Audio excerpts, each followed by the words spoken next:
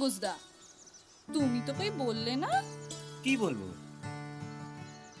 ওই যে আমার কোন দুধের চা খাবে? রেপটা রাইট না, মানে তুমি যে দুধের চা খাবে সেটাই। তোমার মান সম্মান থাকবে?